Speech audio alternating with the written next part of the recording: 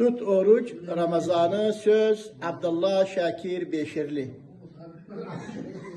Som saladin erkani, som saladin erkani, mi'yar mizan imani, mi'yar mizan imani. Allah'ın bir fermanı, Allah'ın bir fermanı, tut oruç Ramazanı, kazan ecri Rahmanı, kazan ecri Rahmanı.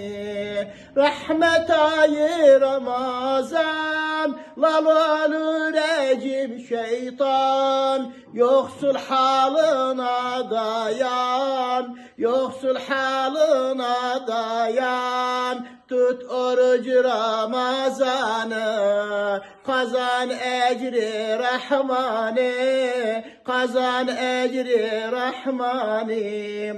Kazan sevabı ihsan, oku sesten Kur'an'ı.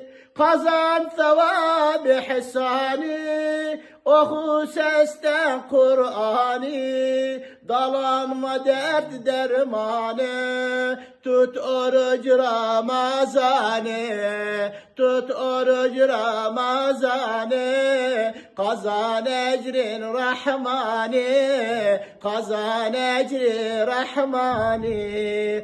Gelse şehri Ramazan, rahmetin töker Rahman. Gelse şehri Ramazan, rahmetin töker Rahman. Oyan gafil Müslüman, oyan gafil Müslüman. Tut oruç Ramazanı, kazan ecri Rahmanı, kazan ecri Rahmanı.